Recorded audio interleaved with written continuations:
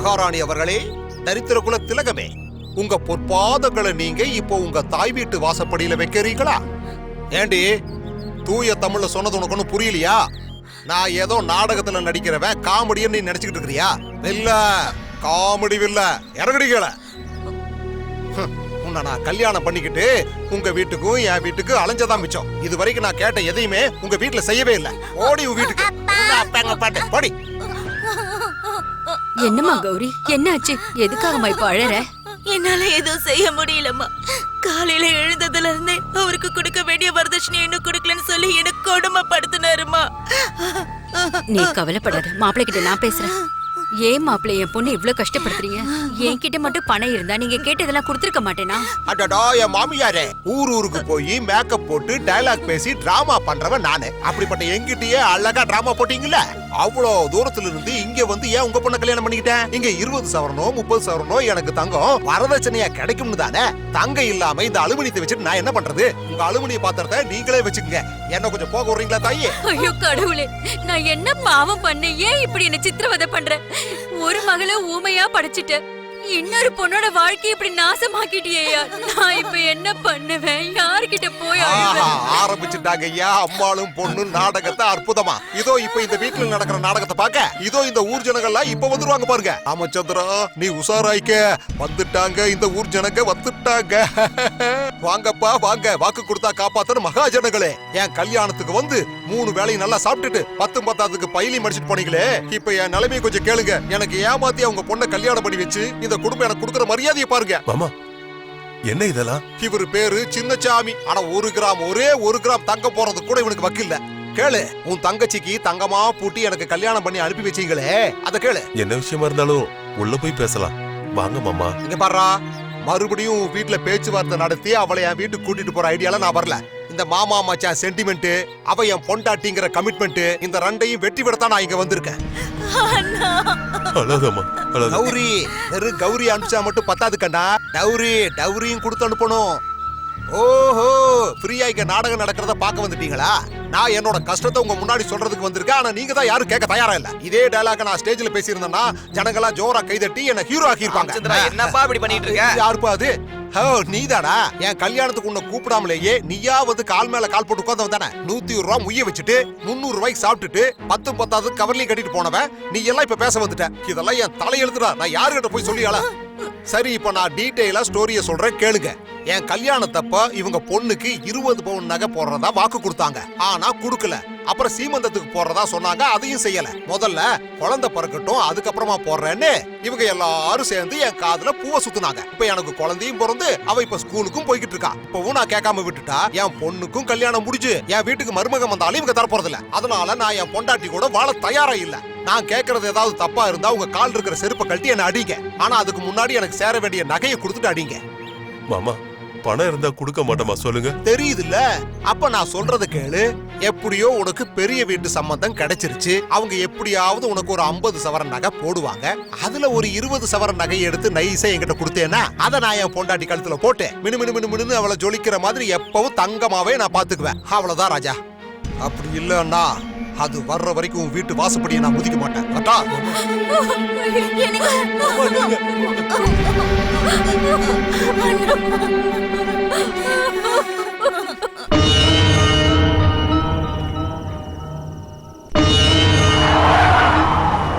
Car நிறுத்து. இந்த நேரத்தில் என்ன கோவில் திறந்துருக்கு? யாருப்பா அங்க? ஐயா, நான் தாங்க ஐயா. சின்னசாமி, நீ என்னடா இந்த நேரத்துல நீ என்ன பண்ணிக்கிட்டு இருக்க? ஒண்ணு இல்லையா, சாமியை கும்பிட்டுட்டு போலான்னு தான் உள்ள போனாங்க. ஏண்டா, நடு ராத்திரி ஆக போது இந்த நேரத்துக்கு வந்து சாமி கிட்ட? சாமியை கும்பிடுறதுக்கு நேர காலம் இருக்கு தம்பி. லேட் ஆகுது, மூடிட்டு கிளம்பு. நீங்க வாங்க. சரிங்கய்யா.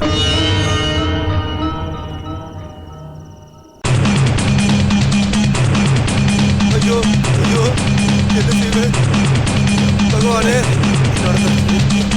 எங்க போய் சொல்றது? ஐயோ, நடந்தது ஐயா. அப்பாலோட நகையெல்லாம் காணாம போயிடுது.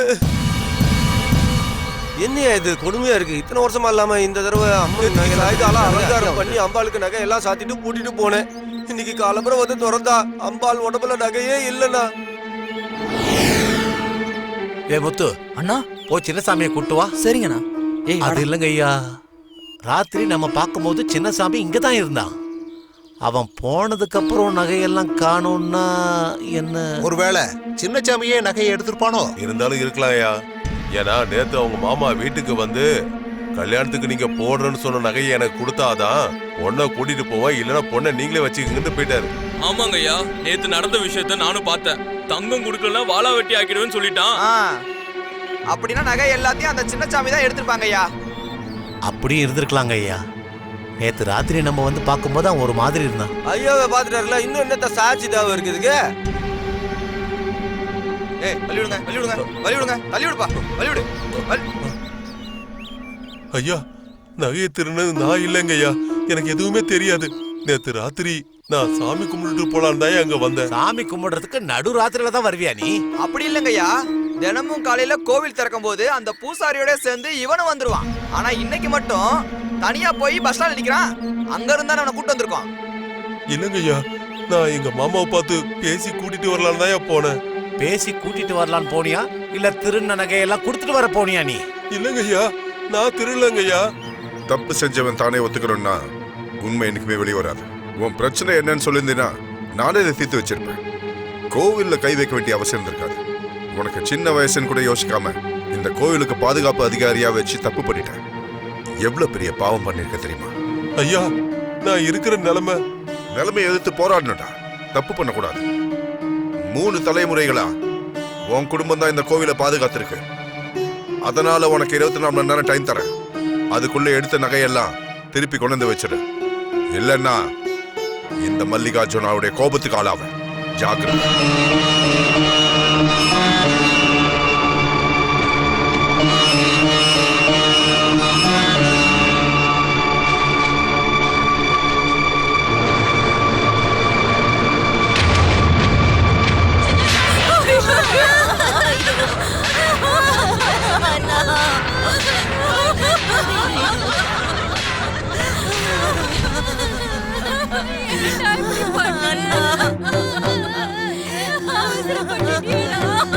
ஐயா, நகை திருந விஷயம் எல்லாருக்கும் தெரிஞ்சிச்சுன்னு நம்ம சின்னசாமி தூக்குப்பட்டு செத்துட்டாயா?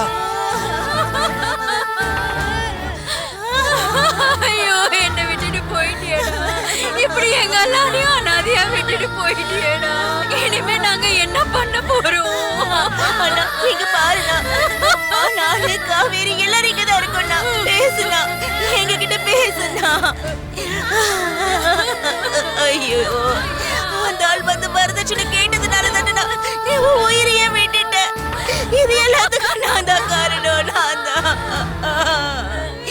என்னாலதான் இப்படி ஆச்சு. பெத்தவங்க இறந்துட்டா பிள்ளைங்க தான் அனாதை ஆவாங்க. ஆனா நீ செத்ததுனால இப்ப நாங்க அனாதை ஆயிட்டோம்ப்பா.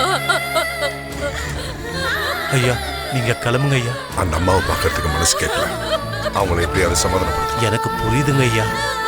அவட பெத்தவங்க இல்ல, இன்னும் கொஞ்ச நேரத்துல எல்லாம் சரியாயிடும். நீங்க கிளம்புங்க ஐயா. நீங்க இங்கே நின்றுட்டு இருந்தா உங்க மனசு கஷ்டப்படும். நான் இங்க இருந்து எல்லாத்தையும் பாத்துக்கிறேன்.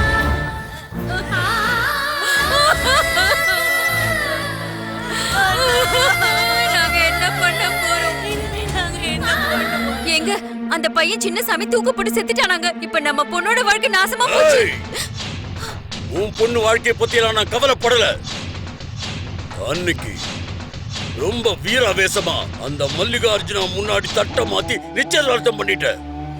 ஆனா இன்னைக்கு அவன் முன்னாடியே நான் தலை குனிஞ்சு போக வேண்டியதா போச்சு.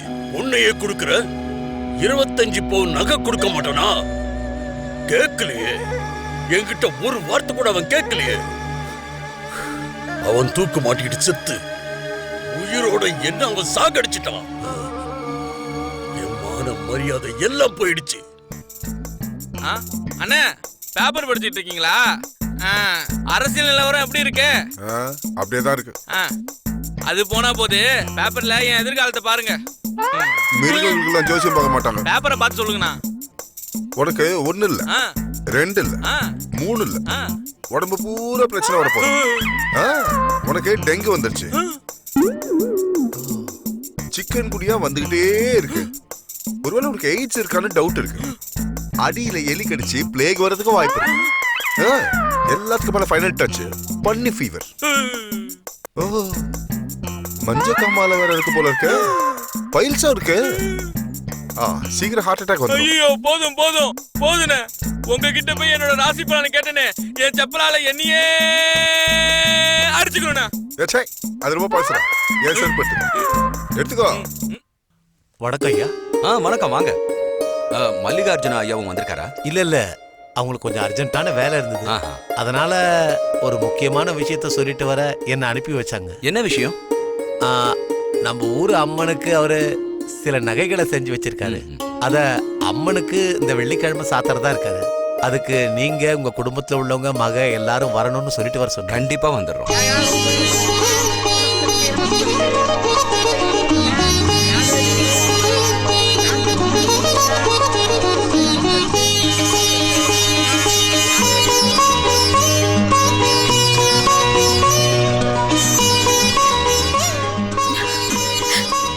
நகையை கொடுங்கம்மா. நம்ம வீட்டு மகாலட்சுமி இருக்காங்க, அவகிட்டே கொடுங்க. மாமா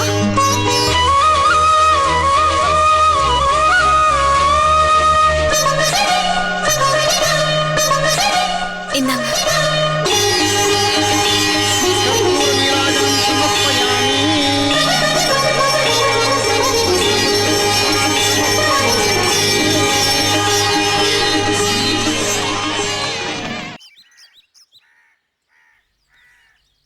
வாங்க.